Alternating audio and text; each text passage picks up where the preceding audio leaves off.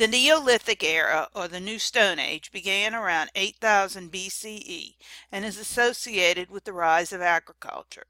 This was in response to the warming climates at the end of the last ice age. Different groups responded to the warming climates in different ways. The rise of agriculture was one of the most important turning points in history. Pastoralism is a great example of cultural diffusion. Cultural diffusion occurs when ideas are spread between cultures. Pastoralism is the herding of animals as a primary economic activity of a society. This way of life first developed in the Afro-Eurasian grasslands. Large animal herds needed lots of land and to be able to migrate with the seasons. So farmers were not settled in any one area, and this allowed for ideas of many different groups to spread among one another.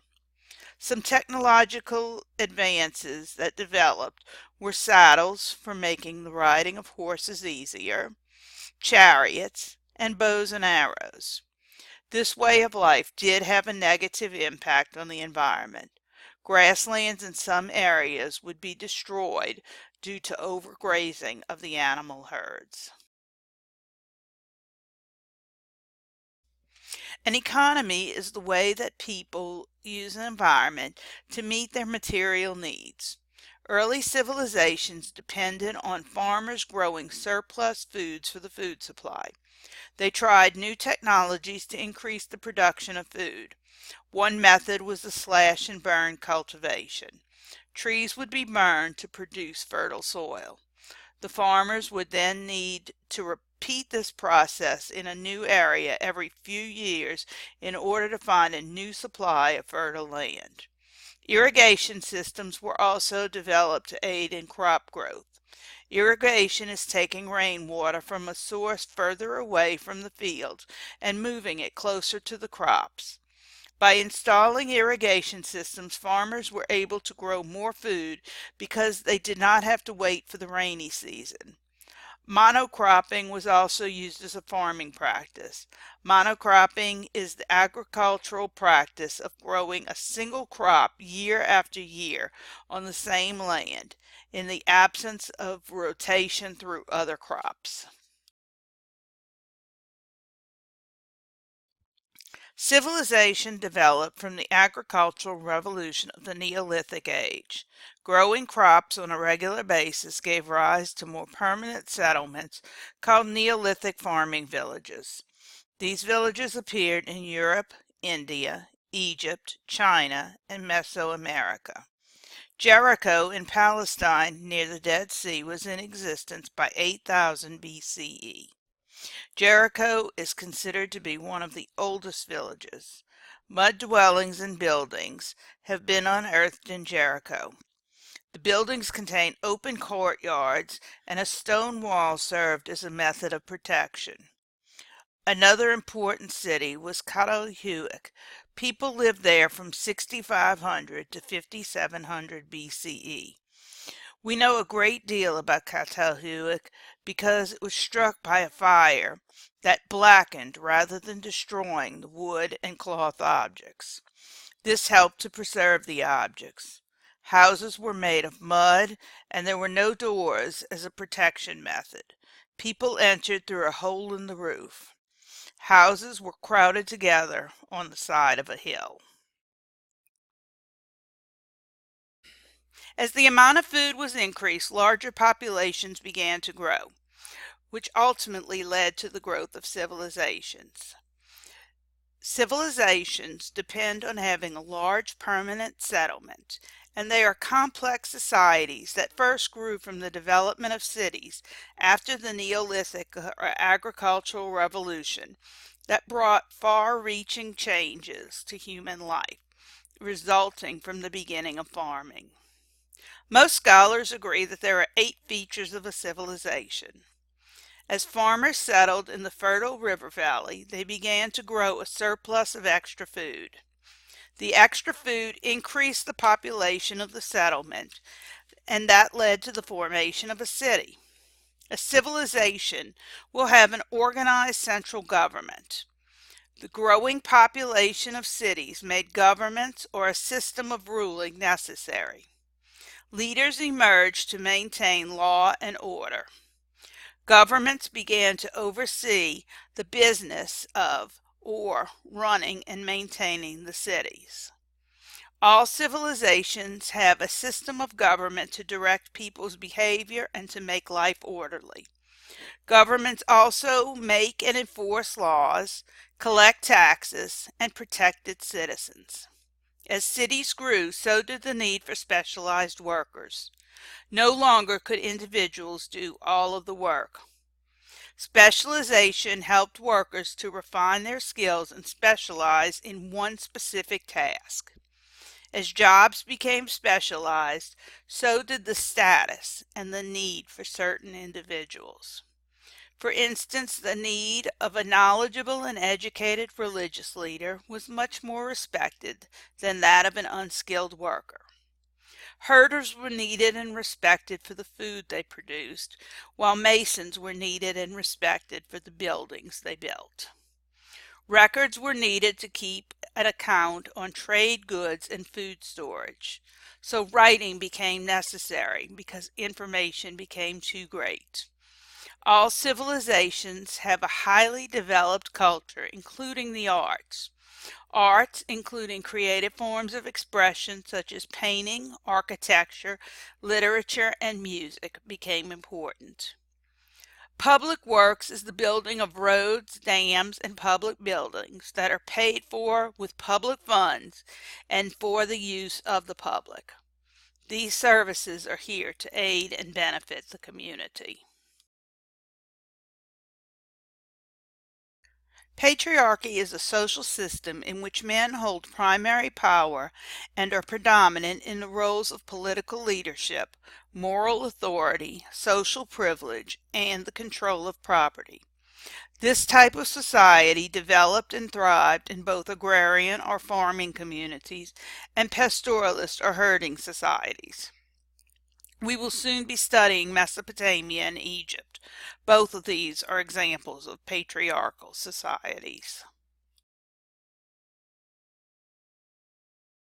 From about 5,000 years ago, urban societies developed, laying the foundations for the first civilizations.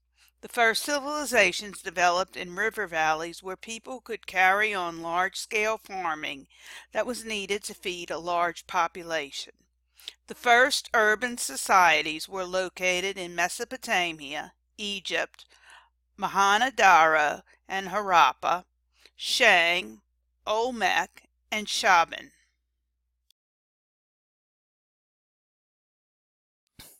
Mesopotamia was one of the earliest recognized civilizations and was located between the Tigris and the Euphrates rivers. The name Mesopotamia means land between the rivers. It was located at the eastern end of the Fertile Crescent, which was an arc of land from the Mediterranean Sea to the Persian Gulf. The area had little rain, but over the years its soil had been enriched by layers of silt, material that was deposited by the two rivers. In late spring, the Tigris and Euphrates rivers often overflowed their banks and deposited their fertile soil. This flooding was unpredictable. It depended on the melting of the snows in the upland mountains where the rivers began. People in the valley could not exactly tell when the floods would come or how large they would be. The people of ancient Mesopotamia learned to control the flow of the rivers. By using irrigation and drainage ditches, farmers were able to grow crops regularly. Mesopotamia was located where present-day Iraq is. Mesopotamians invented the wheel, the plow, and the first system of writing called cuneiform. Mesopotamia featured advanced cities like Uruk, Sumer, and Babylon. Cities were centered around a temple called a ziggurat. Mesopotamian society was split into social classes. The priests and the kings ruled society, followed by the skilled workers and finally the farmers and the slaves. The Mesopotamians often saw their kings as godly. The first great city of Mesopotamia was Babylon.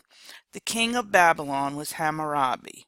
Hammurabi's code was the first time that a set of laws were written or codified for all to see.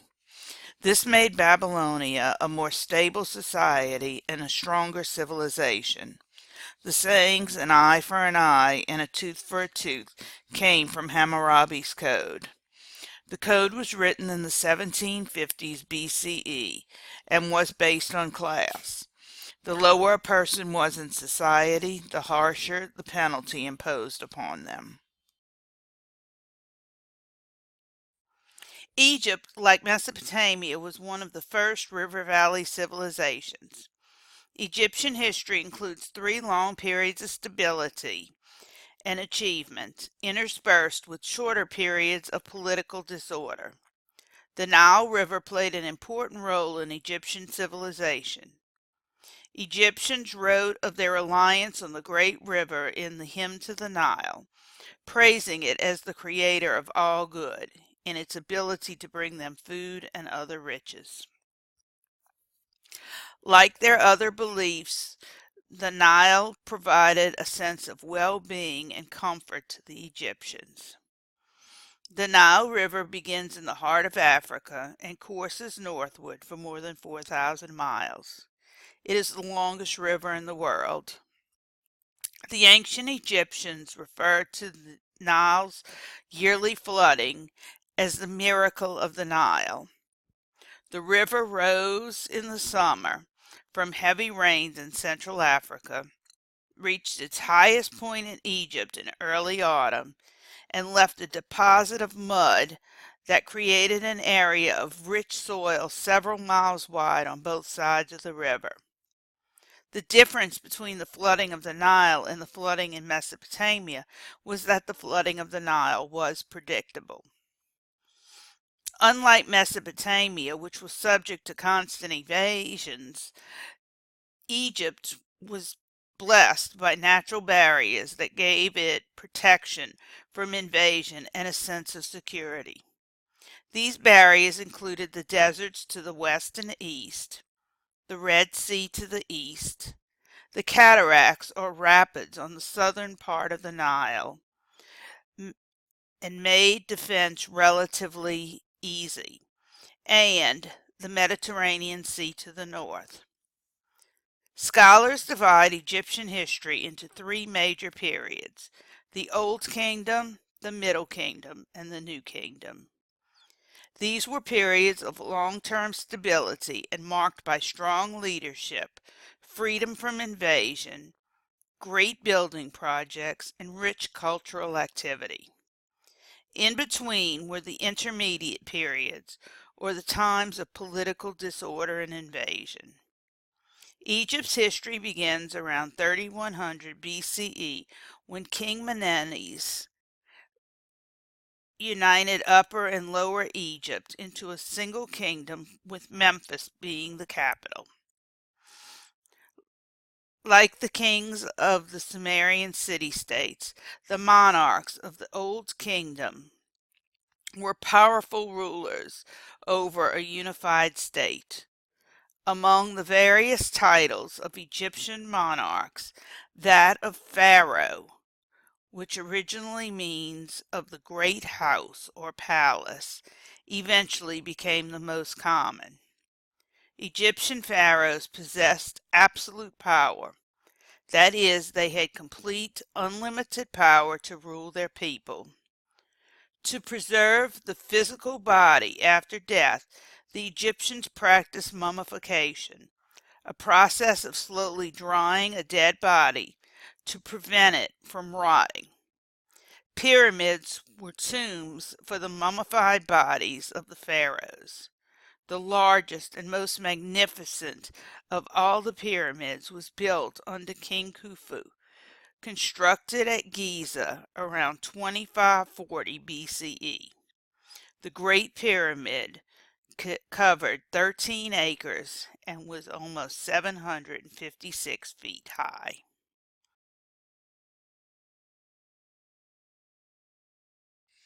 As in Mesopotamia and Egypt, early civilizations in India and China emerged in river valleys. Between 3000 and 1500 BCE, the valleys of the Indus River supported a flourishing civilization that extended hundreds of miles from the Himalayas to the coast of the Arabian Sea. Archaeologists have found the remains of more than 1,000 settlements in this region. Two of the ruins, about 400 miles apart, were the sites of the cities of Harappa and Mohenjo-daro. Harappa had about 35,000 inhabitants, and Mohenjo-daro had between 35,000 and 40,000 residents. Both cities were carefully planned. Both cities were divided into large walled neighborhoods with narrow lanes separating the rows of houses. Houses varied in size, some as high as 3 stories, but all followed the same plan of a square courtyard surrounded by rooms. Most buildings were constructed of oven-baked mud bricks and were square, forming a grid pattern. Public wells provided a regular supply of water for the inhabitants. Bathrooms featured an advanced drainage system. Wastewater flowed out to drains located under the streets and then were carried to sewage pits beyond the city walls. A system of chutes took household trash from houses to street-level garbage bins. Only a well-organized government could have maintained such carefully structured cities.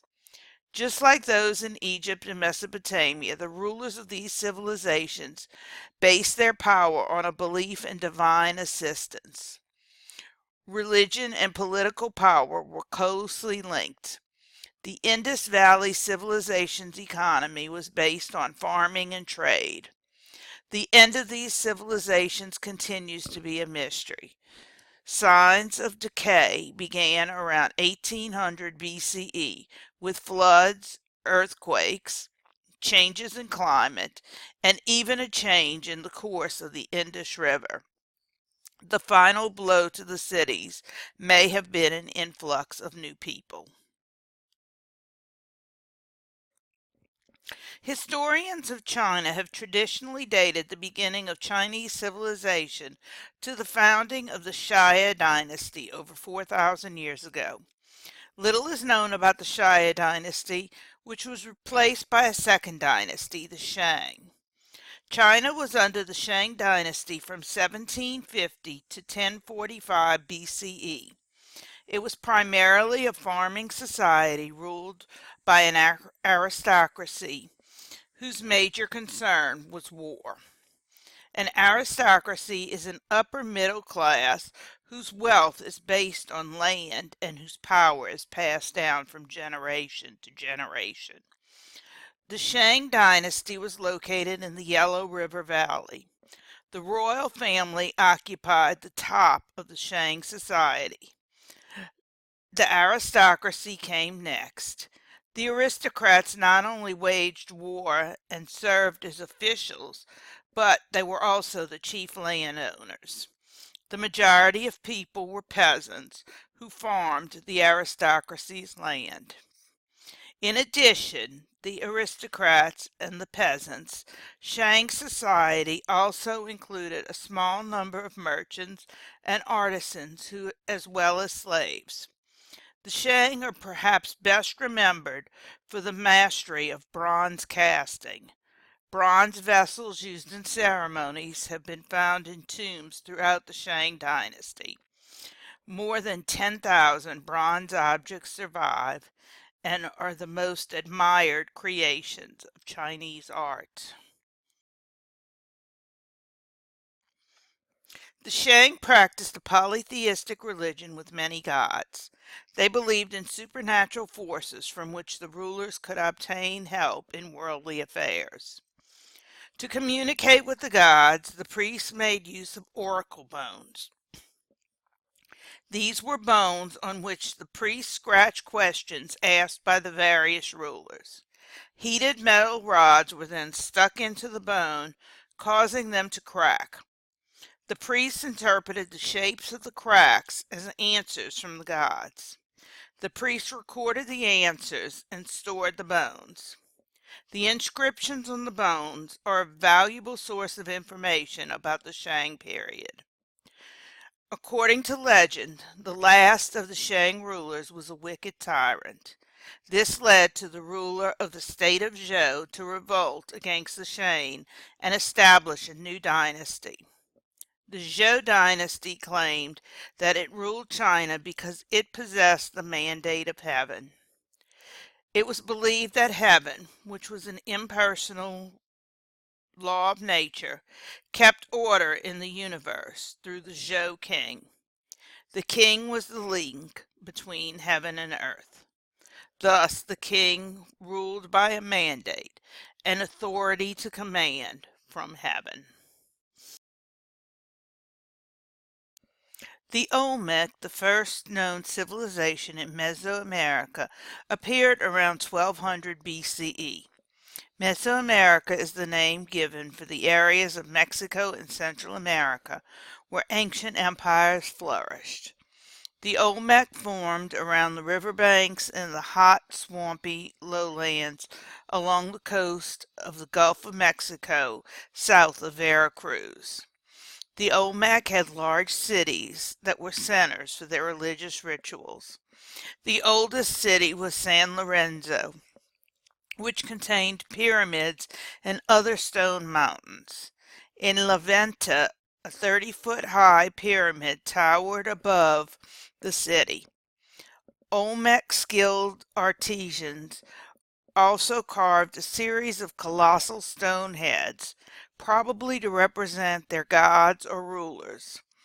These huge heads, 10 feet high and weighing 20 tons, are especially remarkable because the Olmec had no metal tools. Carving them with instruments of stone must have taken a great deal of time. The Olmec grew avocados, beans, and squash. They also developed a calendar and the concept of the number 0. The Olmec had a hierarchical society, and around 400 BCE, for reasons that are not yet fully understood, the Olmec civilization declined and eventually collapsed. The Chauvin culture, which existed in South America before the Inca, built stone buildings and sophisticated irrigation systems. Around 900 BCE, the Chauvin people in the coastal regions of modern-day Peru and Ecuador built a temple with stones gathered from nearby hills. Part of a larger ceremonial complex, the temple was surrounded by stone figures depicting different gods and 2 pyramids. Trade relations allowed for work projects such as bridges, canals, roads, and temples. Maize and cotton were the principal crops of the Chauvin. Llamas were the only domesticated beast of burden found in the Americas at the time. They provided meat and wool and worked as pack animals for the people. For unknown reasons, the Chauvin declined around 200 BCE.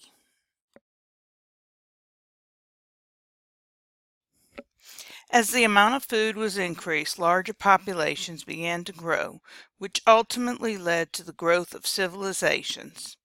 Civilization depends on large permanent settlements. Civilizations are complex societies that first grew from the development of cities after the Neolithic or agricultural revolution brought